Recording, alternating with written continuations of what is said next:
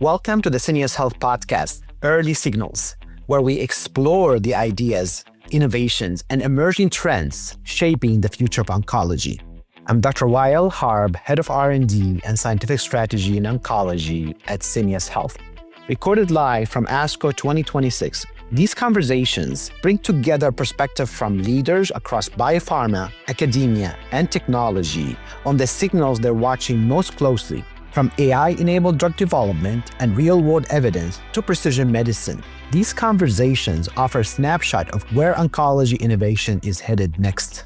Let's tune into one of our conversations now. I'm joined by someone whose career traces the very arc of modern oncology drug development. Dr. Jason Litton is the Chief Medical Officer of Genelux. He began in pediatric hematology oncology at UT Southwestern, then moved through some of the most consequential names in our fields, Amgen, Juno, Clovis, Artiva, working across small molecules and cell therapy before arriving at the frontier of oncolytic immunotherapy. At Genelux, he now leads the clinical strategy behind Olvi-Vec with a phase 3 UnPrime GOG 3076 trial in platinum-resistant ovarian cancer, among the most anticipated readouts of the second half of this year. Jason, welcome to Early Signals. It's a pleasure to have you. Oh, it's really good to be here, Wael. Thanks for having me. You've moved from pediatric hemonc through Amgen, Juno, Clovis, Artiva, and now to Genelux. What drew you away from cell therapy and small molecule toward oncolytic immunotherapy? It's been quite a journey. I knew that I wanted to be involved in cancer drug development even when I was applying to medical school. I was very interested in oncology and some of the new medicines that were being developed. Imatinib was a new drug at that time. And I was really excited about the advances that I saw on the horizon for us. And so when I completed my fellowship, I was lucky enough to join Amgen, where I really did what I describe as my liberal arts education in drug development. It's a wonderful place with great science and great people where I learned a lot. And from there, I delved into biotech. And biotech's really where I found my passion for drug development and the opportunity to work on potentially transformative new therapies was something that was very appealing to me. So as I started my career in targeted therapies and saw the impact we were having in cancer patients, I really hung on to the opportunity and the mandate to help cancer patients live longer, better lives. When I moved into cellular therapeutics and started my role at Juno, the paradigm was shifting, and it was no longer a mandate to improve the lives of cancer patients, but it was to cure cancer patients. And that opportunity for transformative therapies was really what got me excited about the promise of immuno-oncology. It kept me in cellular therapeutics for almost a decade, but provided a great platform and a great foundation to now work on Olvi-Vec as an oncolytic virus therapy. Olvi-Vec, the way I understand, is a modified vaccinia oncolytic virus, but it's really unique because it has triple action. It's direct tumor lysis, remodeling of the tumor microenvironment, and platinum resensitization. Can you walk us through why this combination matter and why this makes it work, considering that a lot of research has been done to date in oncolytic viruses? It's an important question, and it's one that we're still working to completely understand. But I think after having spent a decade in engineered cellular therapeutics, we've come to realize that engineering is probably not the answer to everything.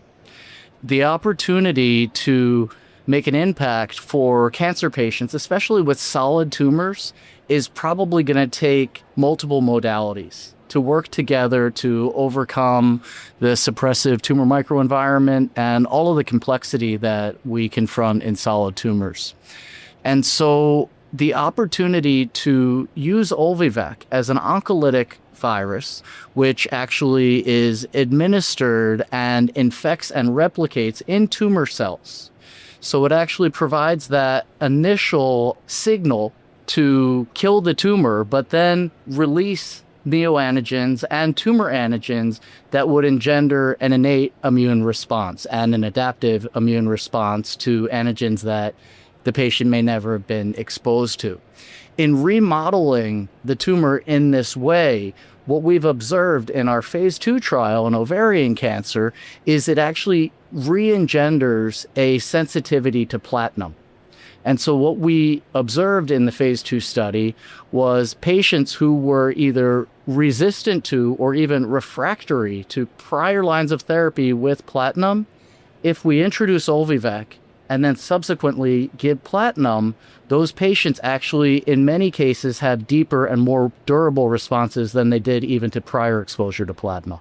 How is Olvi-Vec is administered? The phase 3 on-prime trial that is going to be reading out at the end of this year is administered through an intraperitoneal catheter. As is common for oncolytic viral therapies, in this particular study, we're really trying to take advantage of local administration to engender that local response. We also have 2 ongoing clinical trials in lung cancer. And in those trials, we're administering Olvi-Vec systemically. And we're really excited about that opportunity. Many oncolytic virus programs that have come before us really haven't succeeded with systemic therapy, either for reasons of tolerability or effectiveness. What we've seen in the early days in our lung cancer trial is not only the tolerability that we're looking for, with some of the same safety findings that we see with local administration, including fever and flu-like symptoms, but we're also starting to see some early responses. And so that really has us excited about the opportunity to take Olvi-Vec into systemic administration in multiple indications. That's encouraging. So what is the frequency of administration, both for the intraperitoneal and the intravenous? It's a good question because it has impacts on the way we think about incorporating Olvi-Vec into standard therapy. We generally administer Olvi-Vec over just a few days, either in 2 or 3 doses, either in daily doses or in staggered doses, depending on the clinical trial in question. And subsequent to that, standard chemotherapy is generally started, and in some of our trials in combination with checkpoint inhibitors. The phase 2 clinical trial in ovarian cancer enrolled heavily pretreated patients with an average of 4 to 5 prior lines of therapy, and some of those patients were refractory to platinum therapy from their most recent line, and meaning that they progressed on therapy.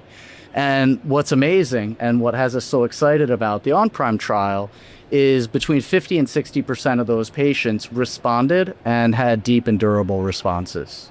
That's impressive. What's the plan for the on-prime? When do you expect the readout? And can you give us some updates? So we're blinded as the sponsor to the results and even some of the details of the trial to really maintain the rigor that we want to demonstrate for this primary endpoint. While we don't know exactly when we'll be reporting out, most signals that we're able to ascertain suggest that our primary endpoint will be reached by the end of this year, and that's a PFS endpoint, which is event-driven. When you're now pivoting to intravenous and pivoting to different cancer with non-small cell lung cancer, are you also doing an ignition theory where you're trying to ignite the immune system, then adding some other therapies afterward, or what is the plan? In every case, Olvi-Vec has been tested in humans for almost a decade. And so there's a lot of single agent experience with Olvi-Vec that shows that while it can engender a mild immune response, we don't see the deep, durable responses that we do when we combine it with other agents. So what we're most excited about and emphasizing the opportunity for today is combinations with platinum-based chemotherapy, because that's what we've seen the most robust results with. From my standpoint, our opportunity to combine with other chemotherapeutic agents and with other cell therapies or cellular immune modulating therapies are a really interesting opportunity to explore as well. Do we understand the mechanism? How does platinum desensitization happens in these tumors? I don't think it is well understood, honestly. I think that it's probably a combination of a modification in the actual tumor microenvironment that's not well understood now, and the release of new antigens that inflame the tumor and turn it from an ovarian cancer tumor, which is generally thought to be relatively cold, to one that is now a hot tumor. What do you anticipate as far as novel combination therapy, especially that this seemed like it can fit well in the paradigm with other treatment, with all the advancement happening with ADCs and bispecific? Where do you see Olvi-Vec fit in that paradigm? I think in most cases, we're going to need to demonstrate proof of concept in later lines of therapy in patients with more resistant and heavily pretreated disease. Once we've established that proof of concept, though, the opportunity to combine Olvi-Vec in the context of standard chemotherapy in the frontline setting, I think would be the most exciting and obvious one. Looking forwards, what are the early signals you're watching across the field right now? What excites you? Let's start with ovarian cancer. There have been some important and exciting new approvals for patients with ovarian cancer, and an indication where it was really just chemotherapy up until not too long ago. It's a really exciting time in GYN oncology. We've seen 3 important approvals, and that's largely going to be benefiting patients who have progressed from frontline standard therapy. It's a really exciting time. We're seeing ovarian cancer patients benefit greatly from these therapies, and some of these therapies may become integrated into frontline disease as well, but they will likely never supplant platinum.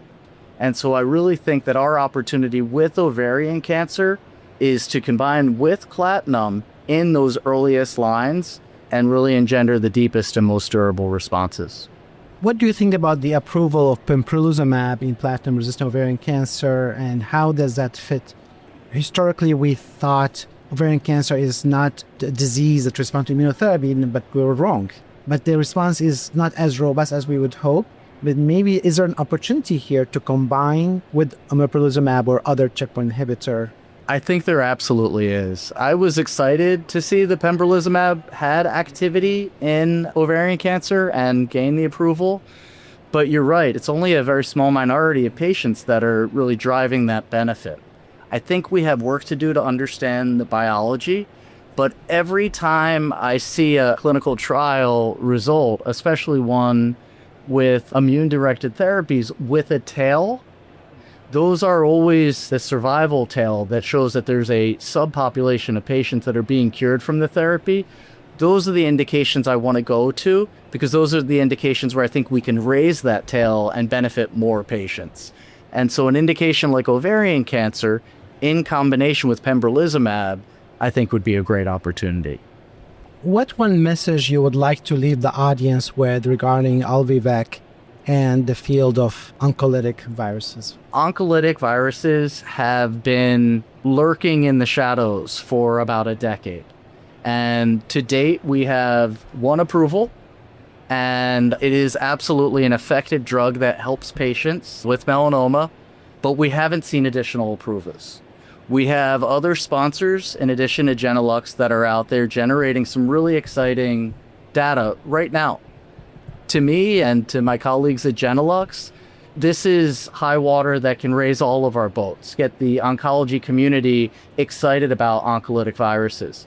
Because what we demonstrated in our phase 2 study and what we hope to demonstrate in our randomized registrational on-prime study is something that is truly practice-changing. And so we think that that day is coming, where oncolytic viruses will be a part of the armamentarium that is really important to cancer patients and the doctors taking care of them. That's really exciting. We only learn by trial and error, and drug development takes a lot of building of knowledge and how we can tailor this therapy to become effective. So thank you for all the work you do. Jason, it will been a delight to have you on the podcast. We're looking forward to more updates. Thank you very much, Jason. Thanks for having me on Early Signals. This was great. Wow. Thank you. That's all for today's episode of the Syneos Health podcast, Early Signals. I'm your host, Dr. Wael Harb. If you have other topics you would like to hear on this podcast, please send us a message at podcast@seniushealth.com. For access to more future-focused, actionable life science insights, please visit the Insights Hub at seniushealth.com.